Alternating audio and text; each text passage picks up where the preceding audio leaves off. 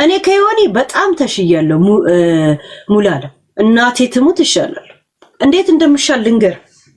ጠይቀኝ በስነ ስርዓት ለጸብ ምናምን አለም ጠይቀኝ እነግራለሁ። ከዮኒ እናቴ ትሙት ይሻላል። ከጂጂ እኔ ይሻላል። አንድ ነገር ልንገር። እኔ ለዛው የ3 ዓመት ልጅ ይዤ ነው የመጣሁት። እሱ ማለት ህፃናት እየወሰድኩኝ እኔ ትምህርት ቤት ሄድ ነበር። ልጅ ያለ ምናምን ያልኩ እዚህ ስቆሸባበል ሙሉ ልጅ አይደለም። ልጅ ትምህርት ቤት በቃ ጠዋት መነሳት ልምዴ ነው። አላርም ሁሉ ቀን ይጮሃል። አንተ ጠዋት ብቻ ተነሳ፣ ከቤት ብቻ ውጣ። ራሱ እግር እያመራ ህይወትም የሆነ ቦታ ይወስዳል። ገብቷል? ምንም ቢሆን ተምሬ እንደራሴ የሆነ ዲፕሎም ይዣል። በዛ መስራት ጀምሬ እኔ ሲንግል ማማ ማለት ነው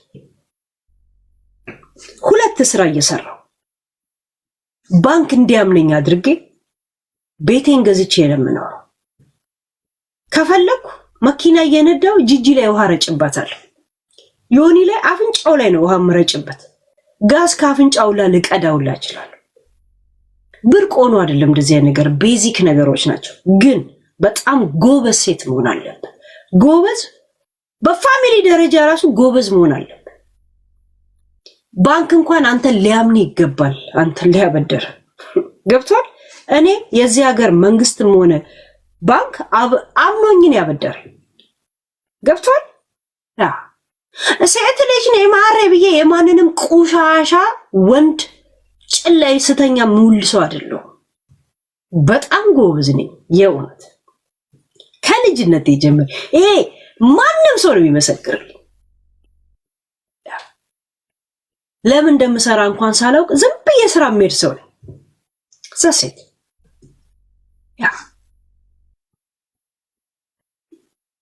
ዮኒ እኔ እዚህ ሀገር ስመጣ ገና እዚህ ሀገር ስመጣ ፌስቡክ እና ዩቲዩብ ላይ ነበሩ። ገና ስመጣ ሳላውቃቸው በፊት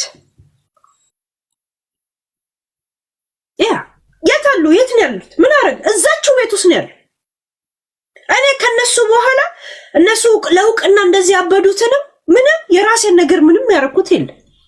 እነሱ ላይ የታፋው ነው እዚህ ያሉት።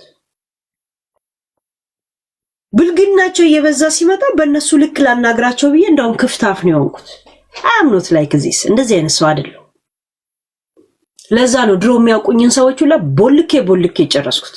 በቃ እንደዚህ ምን ሆንሽ ምናምን እንዳይሉኝ ማለት ዛሴት ግን ሚዲያ ላይ እንትን ብልም ምንም እጄን የጨመዘኝ ነገር የለም። በጣም እበልጠዋለሁ። እናቴ ትሙት እበልጣቸዋለሁ።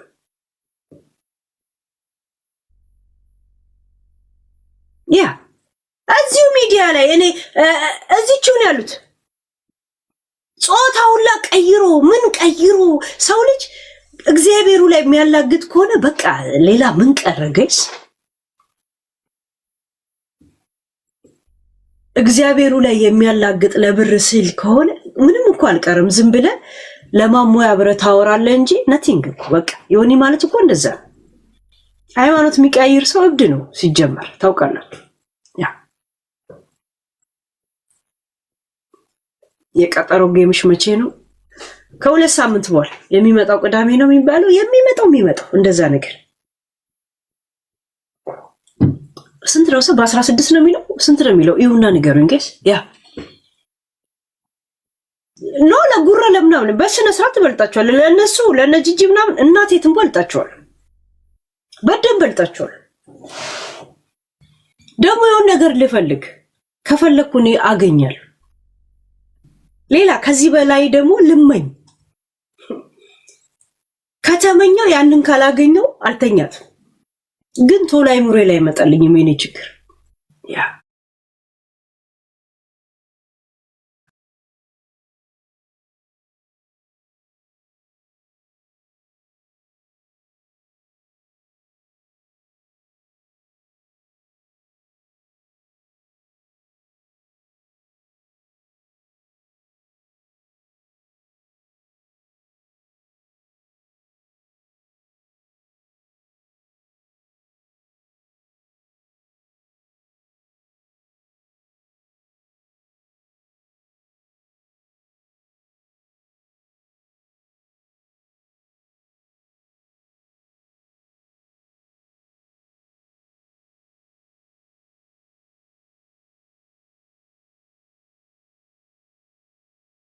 በአንተ ቁጭ ብለህ ሶፋን ይሄን ነጩን ሶፋን ጥቁር ታደርገዋለህ በፈስ ደፍረ ነጭ ፓንት እንኳን የማትለብስ አጋሰስ ፉድ ስታምፕ ትቀበላለህ። ዚስ አሜሪካ ሀገር ቁጭ ብለህ ስንት እድል ያለበት ሀገር ቁጭ ብለህ ለማይ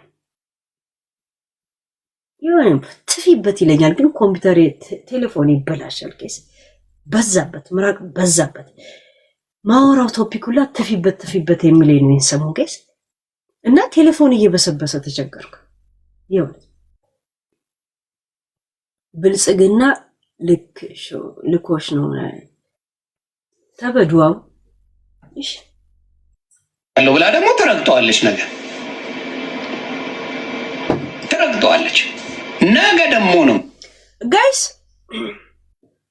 ጆን ዳንኤልን እንኳን ከፍሎ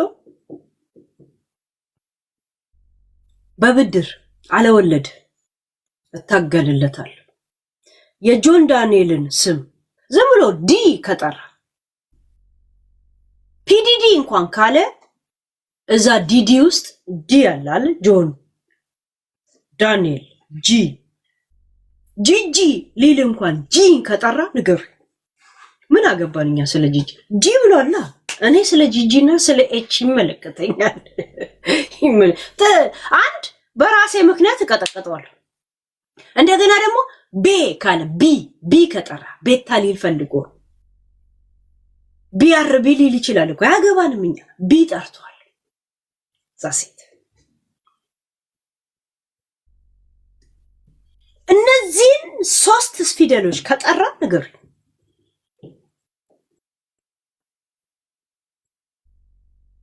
ያ አንድ በራሴ ምክንያት አለቀው። ሁለት በጆን ዳንኤል ምክንያት አለቀ። ምክንያቱም እዳ አለብኝ ተከፍሏል። ግን ዮኒ እኔ አሁን ከኔ ትንንሽ የሆኑ ሰዎች ከኔ ታናሽ የሆኑ ሰዎች ለጊዜው አጀንዳ ካልሆኑ በስተቀር ማለት ቶፒክ ካልሆኑ በየጊዜው እየተከታተልኩ ነው እየሰለቸኝ ይመጣል። አሁን የተለያየ ኢንፎርሜሽን ሊመጣልኝ ይችላል። ቁጭ ነው ማረከው። ልክ አጀንዳ የሆኑኝ ጊዜ ሁሉንም ማን ሊያምጥቼ ይሄዳል።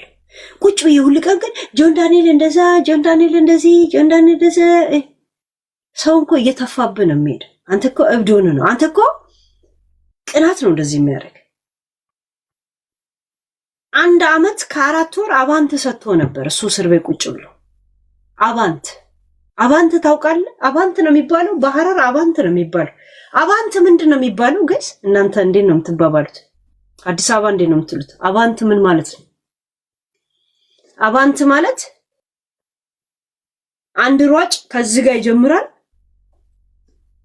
አንደኛው ከዚህ ጋር ይጀምራል ማለት ነው።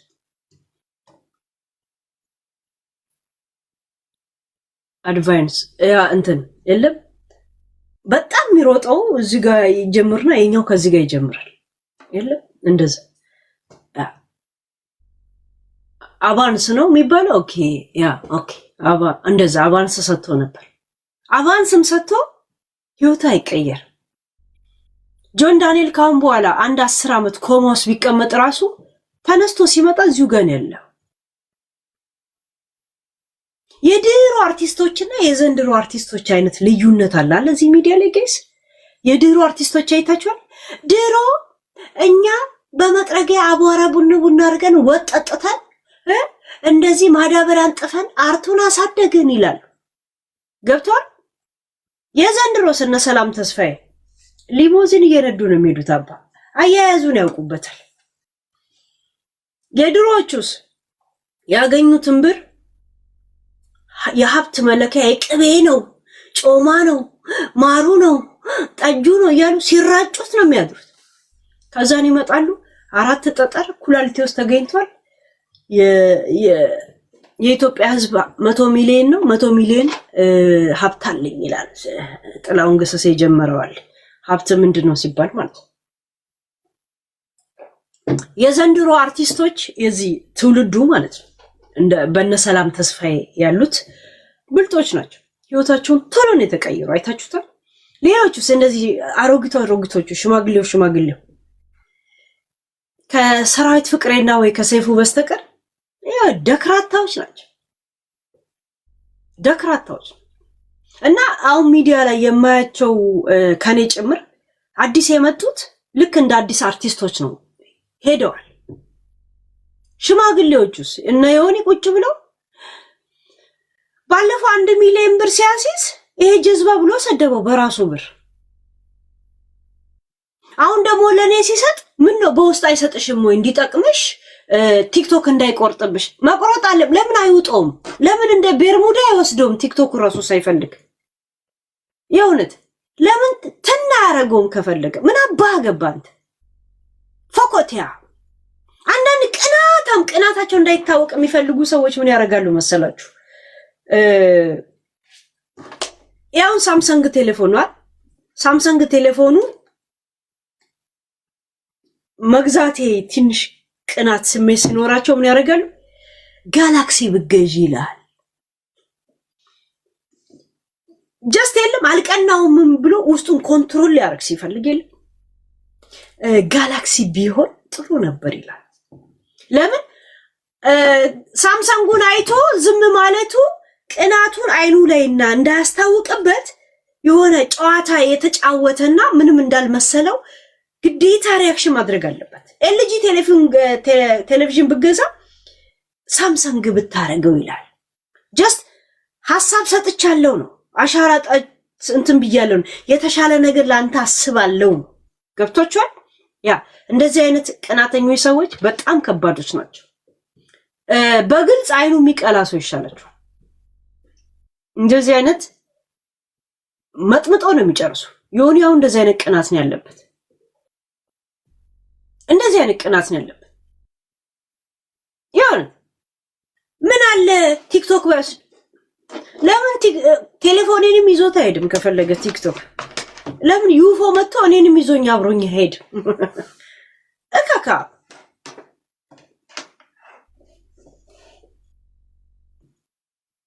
ዮኒ የአዲስ አበባ ልጆች ጠንቋይ ቤት ሄዱልኝ አልኳቸው። እንዴ ለራሳችን ሄድን ይመስላችኋል? ይሄ ለምን ማለትሽ ነው አሉኝ። እህት ቤት ልካቸው ነበርኩ። ቆይ ሲሊያን ልካታለሁ። ሲሊያ ይሄጅልኝ ሲሊያ ኮስ ሊያየኛ ማለት ነው። እስቲ ይጅልኝ አንቺ 2 ኪሎ ስጋ ወይንም ጠይቂያት። ስጋ ነው የሚሻላት ዶሮ ይሁን። አንዴ ሽው ብለሽ የሆነ ነገር ስጭልኝና ነይና ከዛ ወረቀት ላው ጽፌን ልክሻው ስክሪንሻቱን ፕሪንት አድርገሽ ታውጪና እኔ ሌላ ቦታ መተት ላሰራበት አልፈልግም። እህቱ እራሱ መተት እንድሰራበት ነው የምፈልገው። እጄን በእጄ በላው አይነት መተት ነው ላሰራበት የምፈልገው። ጥቁር ዶሮ ነው የእውነት ዱምዱም ዶሮ ነው ይዘን የምንሄዱ ዱምዱም የእውነት እህቱ እኮ የሆነ ታላቅ የአባቱ ልጅ ናት። በአባት ነው አንድ ታላቁ ናት። የእውነት ጠንቋይ ናት። እግዚአብሔርን ጠንቋይ ናት። 2 ልጆች አዲስ አበባ አናገርኩ። የለኛ ምን ሄድ ይመስላል። ምን ነገር ነው የምታወሪው? ግን የሚሄድልኝ ሰው ካለ የሆነ አድራሻዬ ነው ምናምን ብሎ ሰጡ። ዮኒ አንተ አይደለችም እያልኩሽ የመጨረሻ ውሸታም ግን ያረጋል። ያሲፋ እያለች እኔ ባላመጣልህ ትወበልብኝ ታል ጠንቋይ መቼም ቀልብ የለም። ማላይ ነው የምናሰራው ሲባል ዮናስ ሙሉን እንላለን።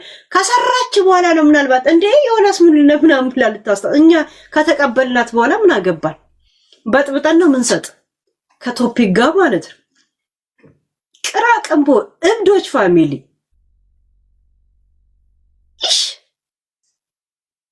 አሁን ከዚህ ጋር ምን ነው የምናወራው? ግን እኛ አሁን ከዚህ በሽቲያ ሰውዬ ጋር ምን ነው የምናወራው እኮ ሃይ መጽሐፍ ቅዱስ ይዞ ዳላስ ላይ ነው ቤቴ እያለ የሚዘፍን ሰውዬ ማለት ነው። የእውነት መጽሐፍ ቅዱስ ይዞ ዳላስ ቁርጦኗል መለየቴ ቁርጦኗል ክፉ ዘመን የሚወዳት ቤት ቴዲ ፍሮ የዘፈነው ለእንትን ነው ይላል። ከዚህ ጋር ምን ነው የምታወራው? ዮኒን እኮ ራሱ መናቁ ራሱ ጨርቁን ያስጥለዋል። ለዛ ነው እኮ እንትና ጆን ዳንኤልን ናና ንቀትን አሳየው ያልኩት። ፊት ለፊት ላይ ስደቢው ብሎ ሲሰጥ እሱ ጨርቁን እንደሚጥል አውቃለሁ። አሁን ለዛ ነው 4 ሰዓት ሙሉ በጆን ዳንኤልና እኔ ጋር ጊፍት በመስጠቱ ሲያወራ አደረኩ። ሲያወራ ሳደር ጎበዝ አይደለም? እሺ ዮኒ እና አንተ ጂጂ በጣም ቀላችሁኝ። ጢባ ጢቤ የምጫወትባችሁ ሰዎች ናቸው። እናቴትም በጣም ጢባ ጢቤ የምጫወትባችሁ ሰዎች ናቸው። እኔን ለምን ትፈልገኛለህ? አረፍ ሂድልኝ ብዬ ከእግዚአብሔር ጋር ተጣልቼ እስር ቤት የተወረወርኩበት በዚህ ሀገር ላይ እስር ቤት ገብቼ ታስሬ የነበረ ሰው እዛም ሆኜ ዮናስ ነው። አስቡ። ትንቢተ ዮናስ አለ ማንበብ ትችላላችሁ። በአሳ ነባሪ የተበላው ትእዛዙን የእግዚአብሔርን እምቢ ብሎ ነው። ከዛ በኋላ ወጣ